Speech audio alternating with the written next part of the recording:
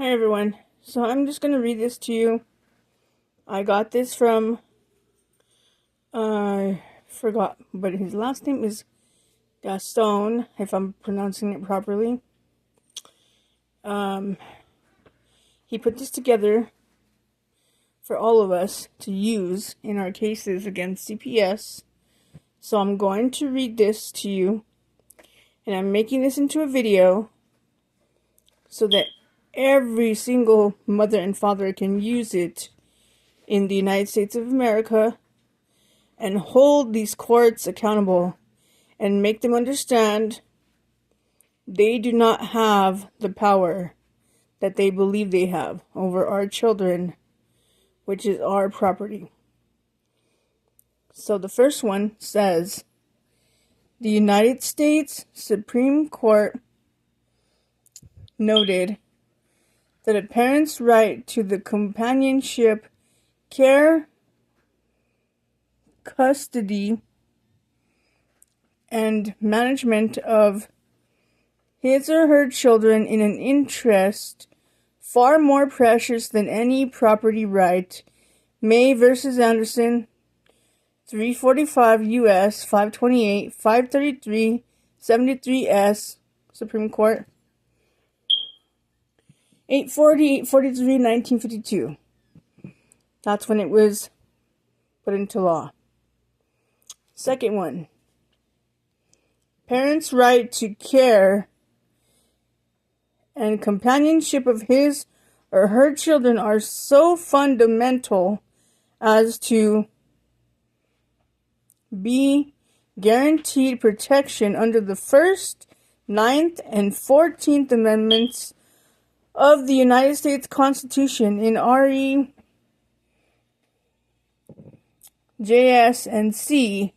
324A 2D 90 Supra 129 NJ Super at 489.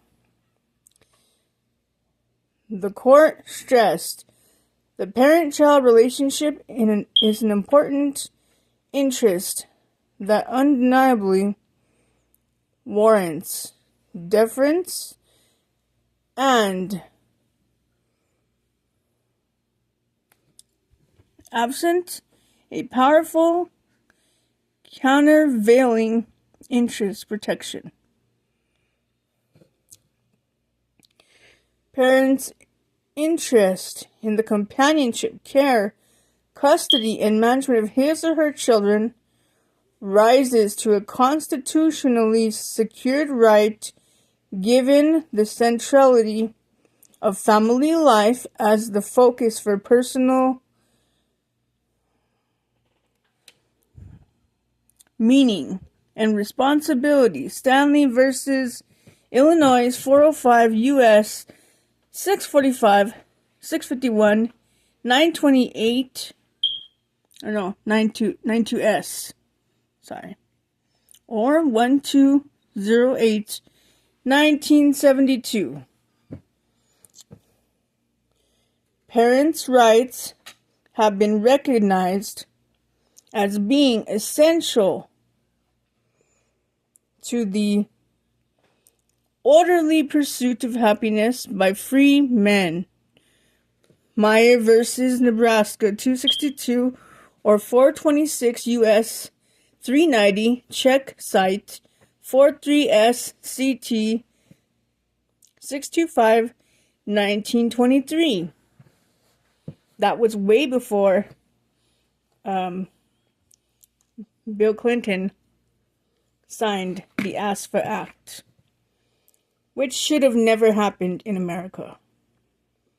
He should have been immediately removed as president the moment he signed it, because that is what has caused human trafficking of children in all forms in America, and why there is so many adoption agencies collecting millions of dollars for children that you know you do not want, you do not love, you do not care about. Right here it says, no bond is more precious, and none should be more zealously protected by the law as the common bond between parent and child. Carson versus Elrod, 411 F Sup 6445 549 DC EDVA 1976. That's a year after my ex-husband was born. Let's see, this is the 2, 3, 4, 5, 6. This is the sixth one right here. Reality of private biases and possible injury they might inflict were impermissible considerations under the Equal Protection Clause of the 14th Amendment. Halmore versus Sadati, 104 SCT 1879, 466 U.S. 429.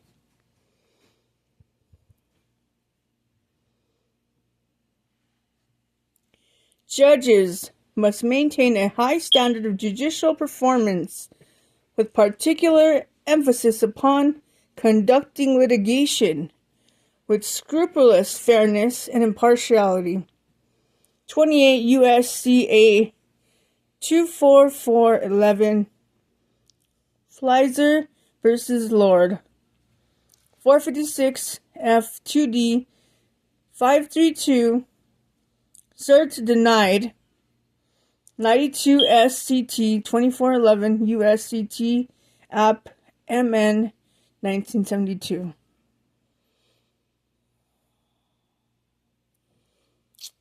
Now, why would they deny it? Because these are not judges. We only have one judge, and that judge is God.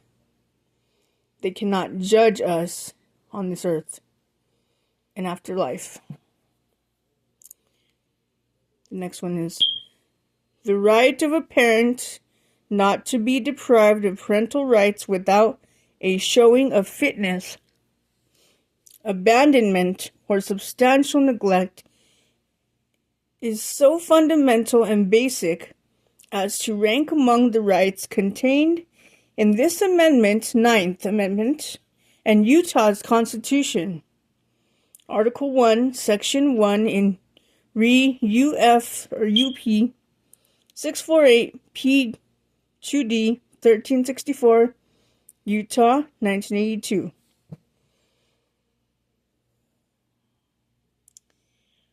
So, that means Mark should not have his parental rights because he did abandon the girls under the trial home visit. When he left at 2 in the morning to go have sex with somebody, he left the girls alone. They flooded the apartment. There is the neighbor's statement about it. That's public.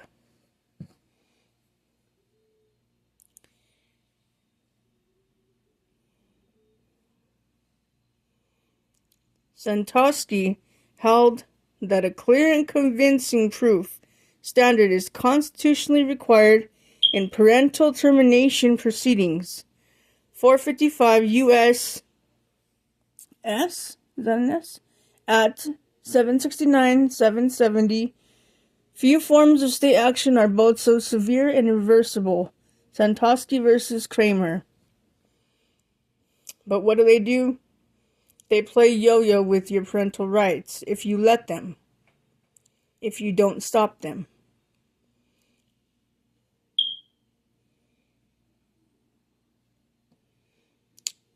Right here it says, the Constitution of these United States is the supreme law of the land.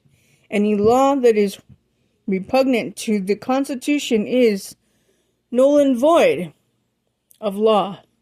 Marbury versus Madison, 5 U.S. 137.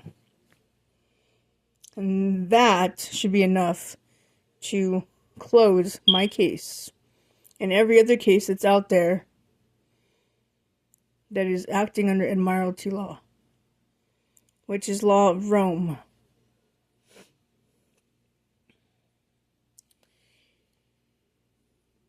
It says right here, no state shall convert a liberty into a privilege, license it, and attach a fee to it. Murdoch versus Penn, 319 U.S. 105. And that is what CYFD, CPS, AOC, DCFS, DFS, all, whatever you want to call this, racketeering agencies, because they have so many names. That's exactly what makes them a racketeering enterprise. Is that they have so many names.